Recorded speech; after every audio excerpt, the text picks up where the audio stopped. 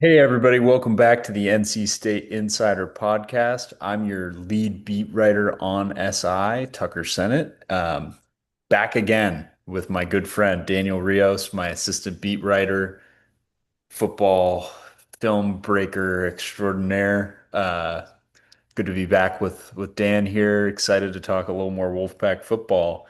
Fun topic today, but before we get started, Dan, how you doing? How you doing? I'm doing good, doing good today. It's, just chilling, writing some stories and stuff like that. But how have you been? Good, good. Just settling into Raleigh.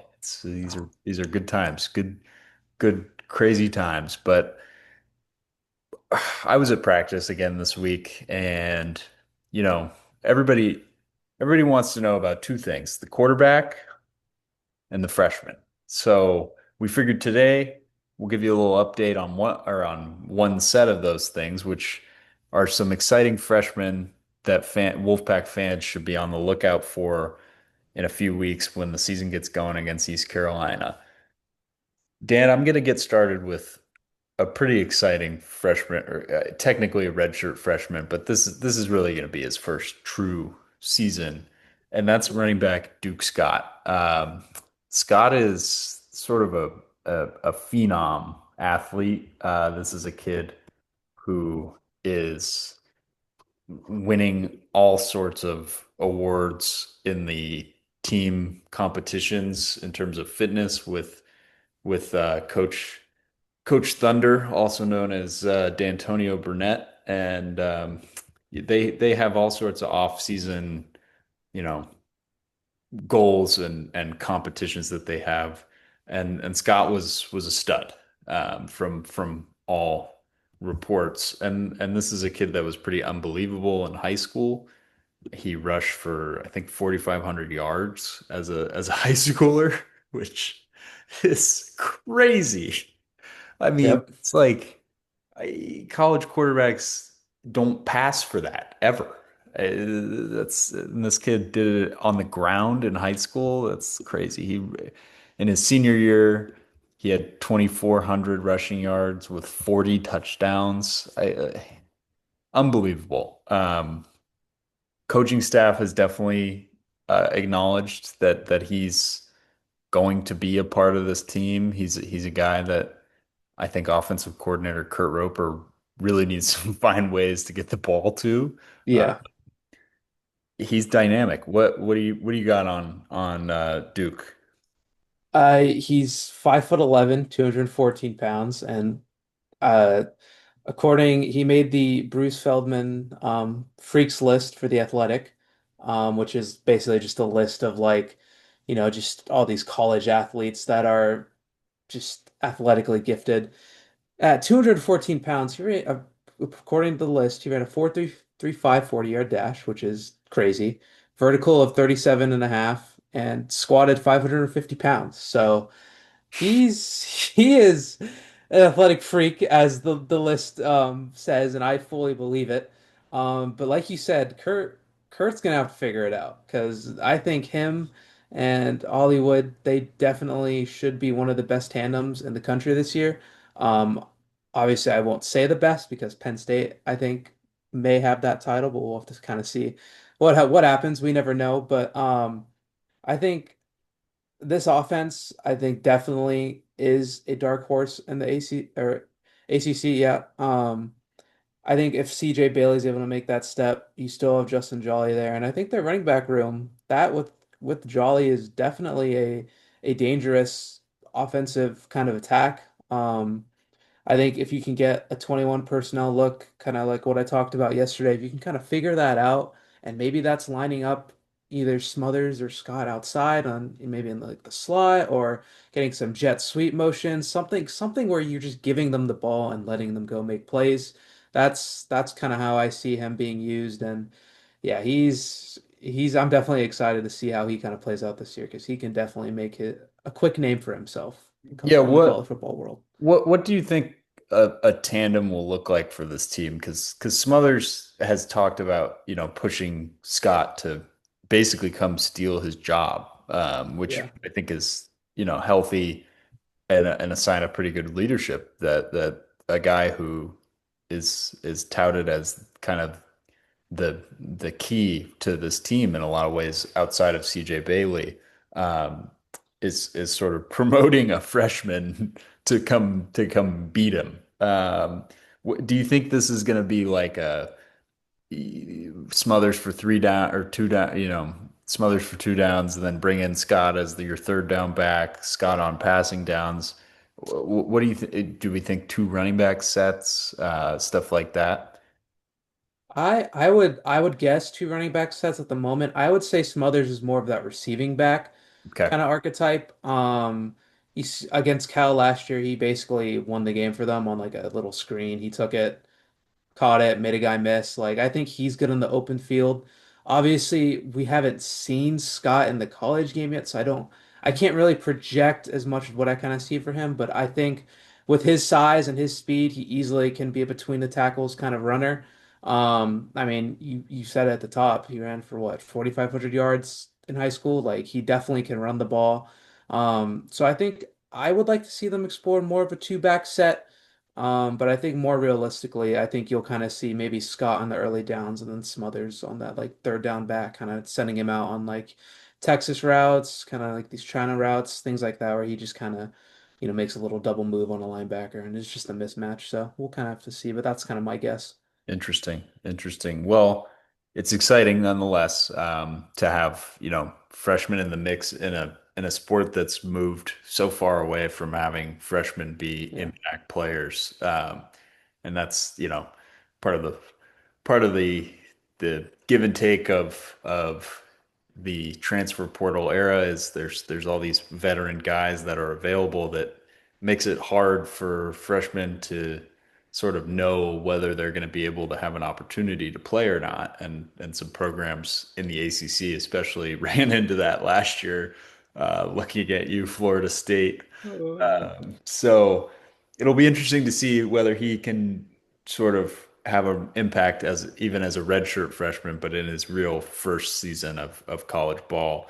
Then we got another interesting freshman prospect or player. I guess he's not a prospect anymore. He's on the team, but a guy who signed with the team back in December and traveled to the bowl game. And that's offensive lineman Spike Sowles, who this is a big boy who um, could be in line to get some playing time this season on a line that's sort of tinkering with a lot of combinations and has some talent that came in the portal, and then also some talent that's been there with a guy like Jacarius Pete.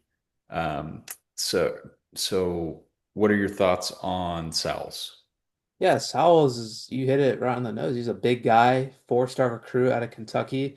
To my knowledge, I'm pretty sure he was the number one offensive lineman in the state of Kentucky. And in his media availability time, he's committed to this program. You said that transfer portal era, guys don't really stay around, but he's made it clear as long as, at this moment that he wants to be a Wolfpack. He wants to make it to the NFL, staying here in Carolina, and, making a name for himself. I think if I already guessed right now, I think he legitimately has a shot to be that starting center.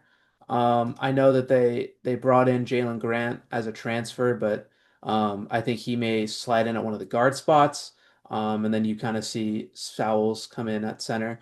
This is a guy who's been committed. He didn't sign, but he's been committed since last summer. He knew that this is where he wanted to be. And he believes, and he echoed it during his media availability time, that this is a program that turns out offensive linemen. This is a program that can develop offensive linemen. You're seeing it with what you mentioned, peak right now. Anthony Belton just got drafted last year. Ikem Ekwonu was a six overall pick in 2022 for the Panthers. Like, this is a program that turns out offensive linemen, and I think I mentioned it just on the running back section, or I think yesterday, that this offensive line needs to be better this year. And I truly believe with Peak sliding over to the left, you get T.J. Anderson at the right tackle. I think Anthony Carter Jr., I wrote about, I think, a couple days ago. I think he has chances to be a late first, or not first round, excuse me, a late draft pick in the NFL draft. I kind of saw that. mobility within some of his game last year. I think he just needs, another year to kind of develop. But I think Sowles can easily, step into that role, and I think he could be one of the most impactful freshmen this upcoming season. So we'll have to see if they give him that shot. But I think he's definitely ready for that moment. I mean, you mentioned he traveled with a team to the Military Bowl. They even offered him to host some recruits in the spring. Like this program has trust in him, so I think you should, showcase that trust with giving him a starting spot this year.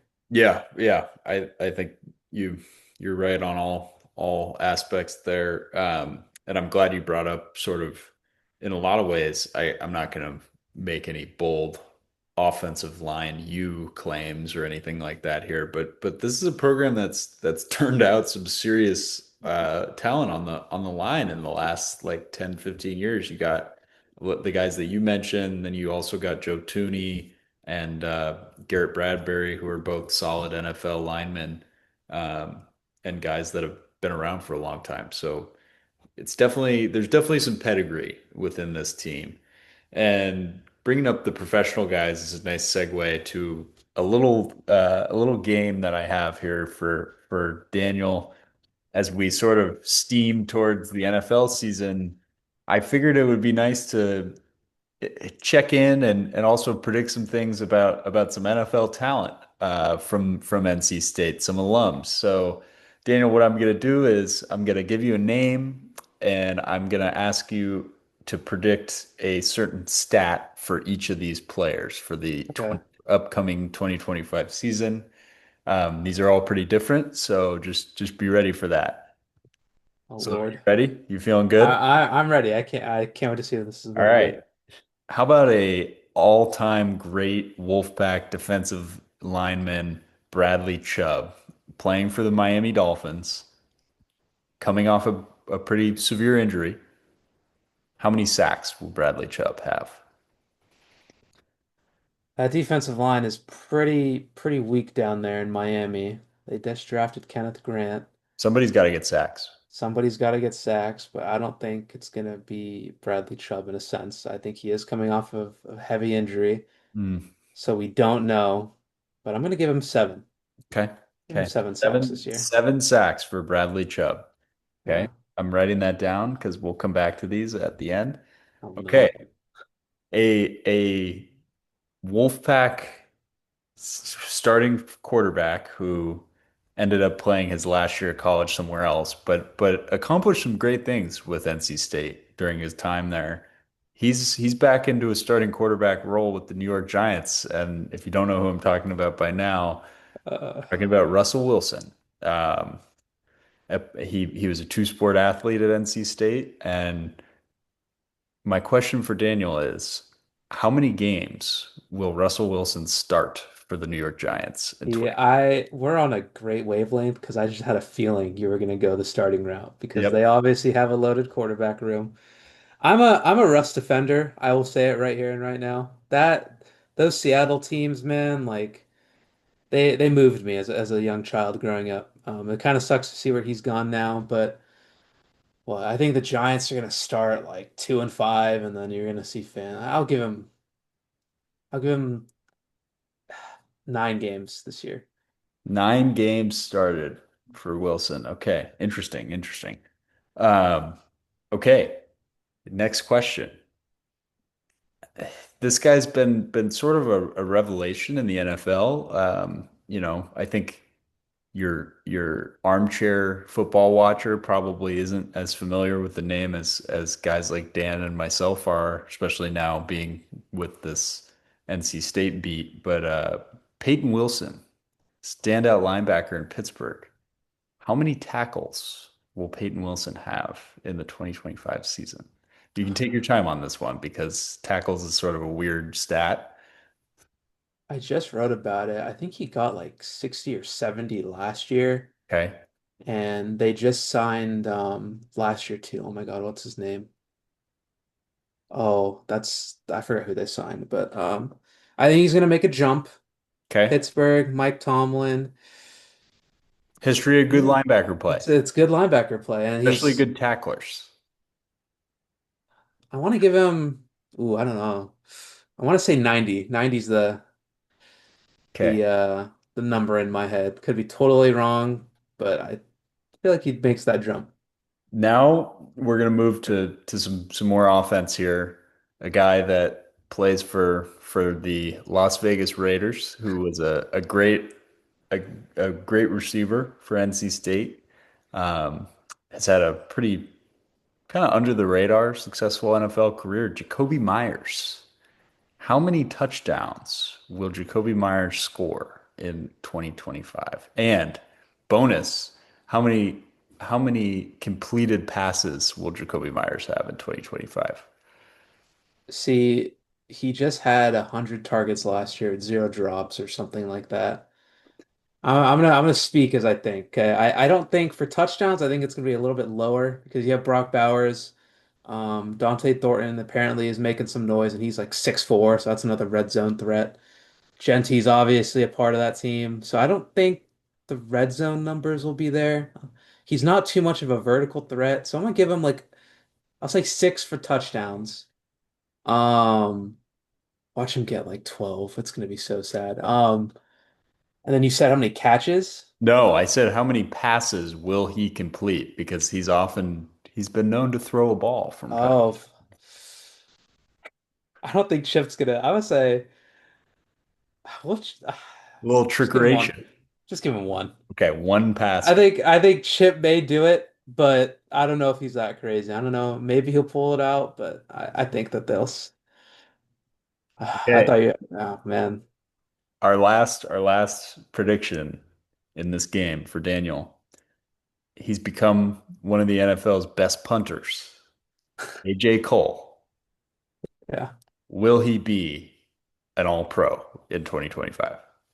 Yes. Yes. Okay. All right. Just to run back through these for posterity. Oh man. AJ Cole will be a all-pro in the eyes of Daniel Rios. Yes. Peyton Wilson will have 90 tackles per Daniel Rios for the Pittsburgh Steelers. Jacoby Myers will have 6 touchdown receptions and complete one pass in 2025 for the Las Vegas Raiders. Russell Wilson will start 9 games at quarterback for the New York Giants. And Bradley Chubb will get to the quarterback for a sack 7 times in the 2025 season for the Miami Dolphins. The only one that I feel like probably will be the worst is probably the Russell Wilson one. There's definitely a world where he starts every single game. Yeah. I Um, also think there's a world where he starts like 2 games.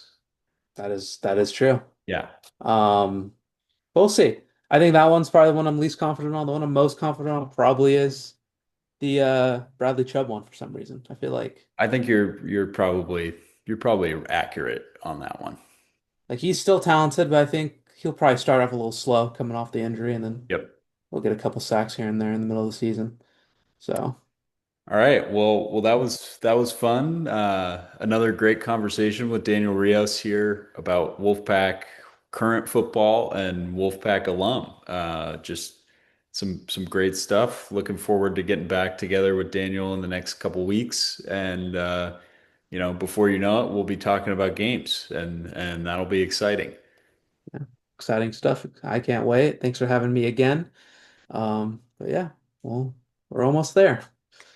As always, please follow Wolfpack on SI on X, as well as Daniel's personal Twitter, Daniel Rios 72 underscore 72. Daniel underscore Rio Daniel 72. I underscore know. Rios 72. Daniel Rios 72 was taken, unfortunately. Damn, So that's a bummer. And yeah. at Senate Tucker, my account for all your Wolfpack news. And as always, thanks for listening. Have a good one, everybody.